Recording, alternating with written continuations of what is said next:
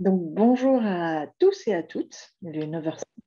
Nous allons pouvoir ouvrir ces assises. Donc, bienvenue aux assises du Régal de Normandie, le réseau pour éviter le gaspillage alimentaire. Je suis vraiment ravie, avec toute l'équipe du Régal, de vous accueillir aujourd'hui pour cette journée donc dédiée à la lutte contre le gaspillage alimentaire en Normandie. Avant de commencer, donc, petit rappel technique. Comme nous sommes en visio, malheureusement, nous aurions vraiment bien aimé, nous aurions préféré faire ces assises en présentiel, mais lorsque nous avons pris la décision, il y avait trop d'incertitudes. Donc l'année prochaine, j'espère bien qu'on pourra tous se voir pour de visu. Donc là, par rapport aux éléments techniques, nous vous invitons donc à vous renommer. Donc quand vous allez sur Zoom, sur participants, à côté de votre nom, vous pouvez vous renommer pour mettre votre structure, pour que les autres personnes présentes aux assises puissent vous identifier. Pour les micros, nous vous invitons à couper les micros, parce que contrairement à l'année dernière, cette année, vous pourrez prendre la parole, tout le monde pourra intervenir. Donc, nous vous demandons de couper vos micros et simplement de les remettre lorsque nous aurions les temps d'échange. Voilà. Et pour commencer, donc j'espère que je n'ai rien oublié. Et donc, pour commencer, je vais laisser la parole à Éric Prudhomme, donc directeur régional délégué de l'ADEME Normandie, et qui va ouvrir ses assises. Voilà. Donc, Éric. Ok, merci. Vous m'entendez bien? Très bien. Très bien. Bon, bah, écoutez, d'abord, je vous souhaite à toutes et à tous la bienvenue à ces assises. Avec Nathalie, on se posait la question tout à l'heure à combien d'assises on en était. On se disait quatre sessions. Donc, bienvenue. Merci d'avoir répondu à cette invitation. Et je commence par remercier déjà tous ceux qui ont effectivement organisé ces assises. Hein. C'est en plus toujours un peu plus compliqué lorsqu'on le fait en distanciel et qu'on veut créer effectivement de la dynamique et de la participation. Donc, je les remercie beaucoup, et puis tout particulièrement, bien sûr, le Régal avec le Crépan derrière qui permet effectivement d'avoir cette animation au niveau régional et que puissent se tenir de tels événements. En tout cas, je souhaiterais rappeler, bien sûr, que l'ADEME est fortement engagée dans ces dynamiques, et en particulier par rapport à une alimentation durable et résiliente, en fait. Hein. Je vous le rappelle, un chiffre important quand même, c'est qu'aujourd'hui, notre alimentation, elle contribue à peu près à 25% des émissions de gaz à effet de serre. Alors avec des effets différents, hein, que ce soit sur les sols, la biodiversité, etc. Mais on voit aussi, bien sûr, à travers la question de la santé et aussi de la lutte contre la précarité. En tout cas, si on regarde un petit peu derrière nous et sans aller très loin, justement, à travers la crise hein, qu'on a vécue et qu'on vit encore, on s'aperçoit finalement que l'alimentation est quand même quelque chose aujourd'hui qui est très compliqué. En tout cas, ce qui ressort de cela, sans parler au niveau mondial, mais ce qui ressort de cela, et c'est un chercheur qui a prononcé ces mots, un chercheur du CIRAD, qui disait effectivement qu'aujourd'hui, il y avait une distance toujours plus grande entre l'humain et sa nourriture. Et quand il allait un peu plus loin dans sa pensée, il disait effectivement, d'abord géographiquement, c'est-à-dire qu'il y a aujourd'hui un éloignement très important entre la production de la nourriture et finalement son consommateur. Il y avait aussi la question économique, c'est-à-dire qu'il y a de plus en plus d'intermédiaires entre celui qui produit et celui qui consomme. Ce qu'il disait aussi qui était intéressant, c'est qu'elle était, ce qu'il disait cognitif, c'est-à-dire que les gens finalement ne savent plus vraiment comment c'est produit, où c'est produit, etc. Donc il y a vraiment cet éloignement. Et puis enfin, il disait, ben, les citoyens là-dedans, quelle action ils ont, ou en tout cas, effectivement, ils sont dans une politique qui leur échappe complètement. Donc, je trouve que ça, c'est vraiment important, parce que quand on regarde la crise Covid, on s'est aperçu justement que on avait dû un peu se reposer ces questions-là, même s'il n'y a pas eu de pénurie sur l'alimentation, sur les produits disponibles. à un moment donné, on a dû quand même se reposer ces questions parce qu'on ne pouvait plus aller très loin pour faire ses courses, on ne pouvait plus changer de département, etc. Et donc, il a fallu à un moment donné se dire, bon, comment je fais pour faire mes courses? Et là, les populations ont redécouvert à côté de chez eux un producteur qui mettait en vente ses produits, peut-être effectivement des épiceries ou des gens qui transformaient des produits près de chez eux. Et ça a vraiment re-questionné. Et puis à côté de ça, des gens qui se sont mis aussi à plus cuisiner, donc à regarder un peu plus près leurs produits, qui se sont mis à peut-être aussi plus jardiner, qui se sont inscrits dans des démarches un peu de jardin participatif, etc. Donc on voit que ça a vraiment fortement re-questionné notre manière de nous alimenter et surtout de consommer ces biens qui nous permettent effectivement de nous alimenter. Donc je trouve que ça, c'est quelque chose de très important. Alors, comment tout ça va rester, justement, c'est ça qui est intéressant à regarder et comment ces comportements ont réussi à être modifiés pendant cette période assez difficile pour tout le monde, comment ils vont rester effectivement demain, est-ce qu'ils vont rester ou pas, ou est-ce que les gens vont retourner effectivement à ce qu'ils faisaient par avant. Donc ça, c'est quelque chose, je trouve, de positif, parce que ça a accéléré le processus, finalement, qui était déjà en marche avant le Covid. Hein, on l'avait dit aux dernières assises, hein, les gens étaient beaucoup plus attentifs à ça, parce qu'il y a un facteur santé qui est très important. Et pendant le Covid, ça a accéléré ce mouvement-là. Et en plus, ce qu'on a vu, alors ça, c'est plutôt le côté négatif, ce qu'on a vu, c'est que les gens qui étaient les plus fragiles, les gens qui étaient les plus précaires, eh bien, effectivement, se retrouvaient encore dans une plus grande précarité. Alors, il y avait déjà les gens qui étaient d'un point de vue santé fragile, mais les gens qui étaient fragiles d'un point de vue santé, c'était effectivement des gens qui étaient soit diabétiques, soit en surpoids, etc. Donc, bien avec des rapports forts liés à l'alimentation. Et puis, bien les gens qui avaient déjà du mal à se nourrir, eh bien, tout ça a été renforcé et on a vu même des catégories comme les étudiants arriver dans les lieux de dons alimentaires parce qu'effectivement, ils étaient en précarité. Et donc là, il y a eu forcément un certain nombre d'initiatives qui ont été mises en place au sein des territoires. Hein. Par exemple, sur Argentan, il y a des ateliers cuisine qui ont été réalisés qui permettaient effectivement d'apprendre un peu plus à cuisiner justement les restes, etc. Enfin, il y a eu pas mal d'initiatives comme ça. Il y en a eu aussi sur l'agglo Senneur où on a eu un certain nombre de mises en place, là aussi, d'ateliers, de jardinage, etc., etc. Et donc là, on a bien vu que finalement, à travers cette question de la crise, la question de la fragilité des plus fragiles, eh bien, la question de l'alimentation, elle était bien une question au niveau du territoire. Ce n'était pas simplement la question de ceux qui produisent et de ceux qui consomment, c'était bien une question de territoire où chacun, avec son rôle, pouvait effectivement agir sur une meilleure alimentation, une alimentation durable, et bien sûr, derrière, la question effectivement du gaspillage alimentaire. Donc, moi, je me souviens, sur la métropole de Rouen, il y a eu toute une démarche là où la métropole s'est placée comme facilitateur vis-à-vis effectivement des entreprises de l'agroalimentaire en passant par l'AREA, justement, pour essayer d'augmenter le don et permettre aux plus fragiles d'avoir effectivement une alimentation.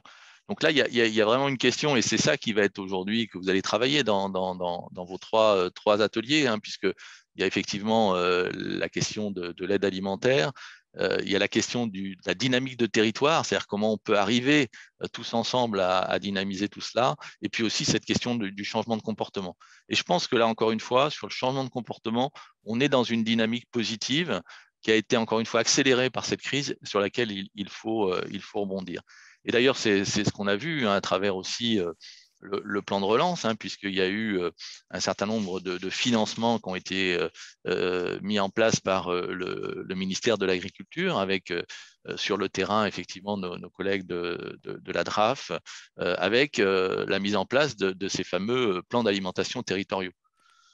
Et on a eu énormément de demandes avec des choses qui étaient très, très différentes d'un territoire à l'autre, mais en tout cas, qui montraient bien qu'il y avait une réflexion globale sur les territoires menée par les collectivités locales pour essayer justement de réfléchir à je suis un territoire périurbain, comment je peux faire en sorte que finalement ce qui est produit dans le rural puisse venir alimenter l'urbain, comment je peux dans des milieux plus ruraux effectivement m'organiser pour pouvoir remettre les gens peut-être sur des questions plus autour du jardinage, de la production, comment je peux mettre des producteurs en relation avec des citoyens, etc., etc. En tout cas, beaucoup d'exemples qui permettent aujourd'hui d'avancer dans ce domaine-là.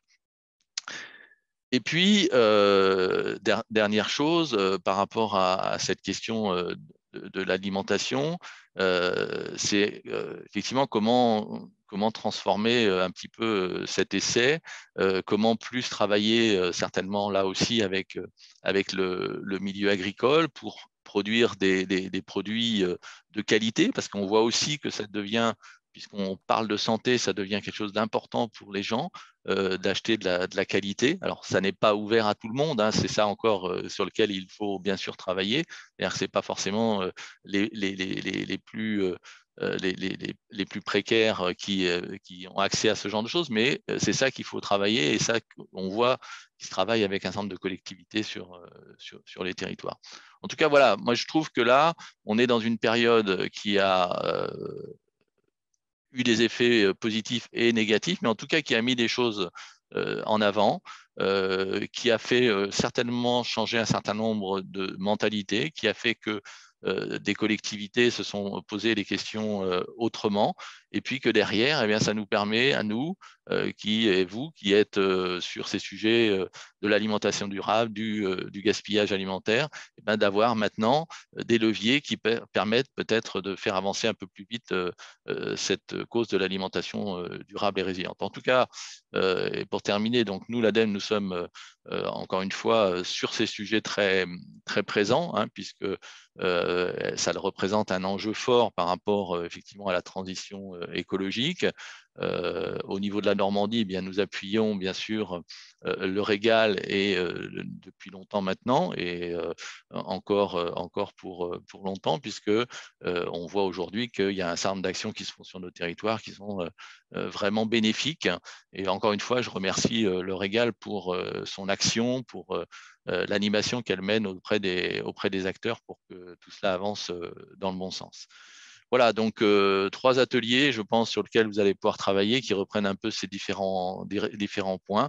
Donc moi, je vous souhaite une bonne journée de travail. J'espère que vous pourrez je sais que vous pourrez poser vos questions.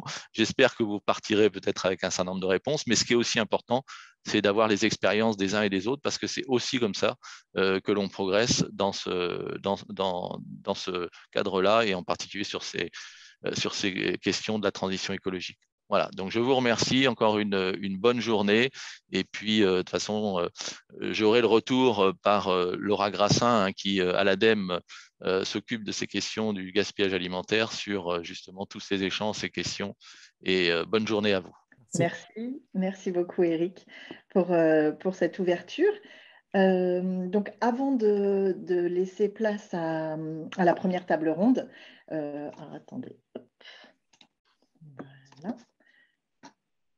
Donc, avant de commencer la première table ronde, 2-3 petits éléments déjà pour faire suite à ce que vient de dire Eric par rapport au Régal. C'est vrai que 2021 était vraiment une année de transition et on va repartir sur une nouvelle feuille de route pour 2022-2024.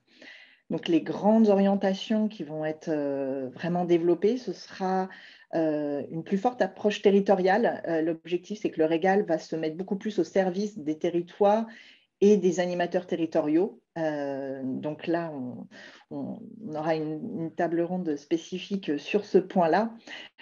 Sur le point de la précarité alimentaire, donc Eric en a beaucoup parlé, donc ce sera vraiment la première table ronde qui fera un focus tout particulier sur cette thématique-là. Donc, ce sera aussi un axe fort du Régal pour les 3 prochaines années. Et enfin, le dernier thème aussi qui sera bien développé ces 3 prochaines années, ce sera l'évaluation. Donc là, on est en train de voir même au niveau national pour avoir des chiffres, pour se pouvoir, on a un objectif de moins 50% au Régal, moins 50% de gaspillage alimentaire. Donc là, on va essayer de travailler beaucoup plus précisément sur l'évaluation et sur les indicateurs. Voilà. Alors, pour le déroulé de la journée, donc on vient de le voir, la première table ronde qui va bientôt commencer sera donc sur l'aide alimentaire, le maillon fort de la lutte contre le gaspillage alimentaire. Ensuite, nous aurons une pause, puis la deuxième table ronde sera vraiment sur cette dynamique territoriale. Comment on peut faire pour s'appuyer sur ces dynamiques territoriales pour réduire le gaspillage. L'après-midi, en début d'après-midi, donc ça, on vous en reparlera, mais on va y tester. C'est un test encore. On aime bien tester les choses au Régal. On va tester un temps de partage à distance. Donc, on va vous proposer des groupes, des petites salles au sein de Zoom. On vous répartira dans des petites salles pour que vous puissiez échanger et vous connaître. Et là, ce sera vraiment un objectif d'interconnaissance et de partage de besoins et de ce que les uns et les autres, vous pouvez vous apporter. Parce que ça revient beaucoup quand on vous sollicite, c'est une de vos attentes. Donc voilà, on va tester ce temps de partage à distance, donc ce qu'on a appelé le réseauté. Et enfin, nous terminerons par la dernière table ronde qui reprend un thème qu'Eric a présenté tout à l'heure sur les nouvelles approches pour toucher les différents publics. Donc là, vraiment, comment réussir à mobiliser toutes les parties prenantes de la chaîne alimentaire pour lutter contre le gaspillage alimentaire. Voilà pour le déroulé. Petit point aussi, on vous en reparlera dans les tables rondes, mais là, comme on va vous parler surtout de grands sujets, voilà, c'est des tables rondes. On proposera plutôt des groupes de travail thématiques en novembre.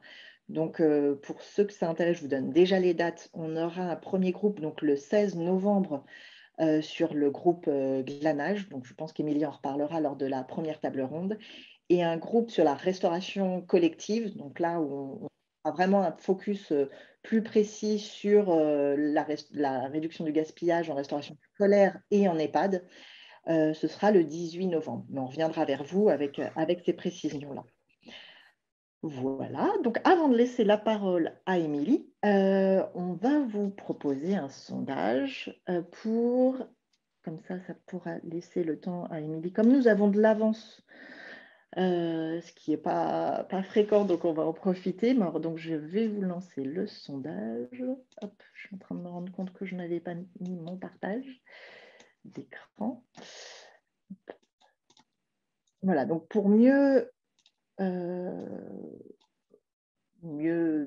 voilà, pour savoir qui est présent, qui participe à ces assises. Voilà, je viens de lancer.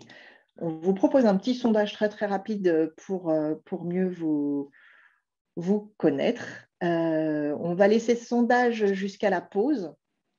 Et après, voilà, au niveau de la pause, on refera un petit point on vous fera un retour des résultats de ce sondage. Donc, s'il n'apparaît pas, n'hésitez pas à cliquer sur sondage, le petit icône sondage en bas au niveau de Zoom. Voilà. Et avant de laisser la parole à Émilie, je vais vous repréciser une petite chose, mais normalement, vous avez dû recevoir le mail. Pour tout ce qui est éléments réglementaires, cette année, on a essayé aussi d'innover, et donc on n'a pas prévu de temps dans les assises. Par contre, des vidéos ont déjà été réalisées. Vous pouvez y avoir accès. Alors, si vous n'avez pas eu les liens, peut-être que mes collègues vont pouvoir vous mettre des liens dans la discussion. Mais voilà, on a des vidéos, donc une vidéo qui a été réalisée donc, par l'ADEME avec Laurence Gouttière, qui est ingénieure au niveau national, qui est spécialiste de la thématique du gaspillage alimentaire. Donc, elle présente deux études qui viennent de sortir sur le gaspillage alimentaire, dont une qui a été réalisée, entre autres, avec le Régal de Normandie. Et Laura Grassin, donc l'ingénieure de la délégation régionale de Normandie, donc qui s'occupe aussi et qui est partie prenante du Régal, et qui présente un peu les projets qui ont été soutenus par l'ADEME et également les dispositifs d'aide qui sont à votre disposition. Donc ça, c'est la première vidéo, n'hésitez pas à aller la regarder. Et une deuxième vidéo réalisée par Sabine Julien de la DRAF, donc qui est partie prenante aussi dans le comité de pilotage du Régal, donc qui fait un point sur l'actualité réglementaire et entre autres la dernière actualité qui était un webinaire national lors de la journée de lutte contre le gaspillage alimentaire, donc le 29 septembre, sachant que la date a changé tout dernièrement. Donc le 29 septembre a eu lieu ce webinaire où au niveau national, on a pu avoir une présentation du bilan du pacte, du premier pacte, la première pierre qui a été proposée sur la lutte contre le gaspillage alimentaire en 2013. Donc vous avez un bilan de ce pacte et les perspectives au niveau national. Donc évidemment, nous, le Régal, on va s'inscrire dans ces perspectives-là. Mais donc dans la vidéo de la DRAF, vous pourrez voir tous ces éléments-là. Donc pareil, n'hésitez pas à aller voir ces vidéos. Et si vous avez des questions, posez-les-nous au cours de cette journée, dans le chat de discussion ou au moment d'échange que nous pourrons vous laisser.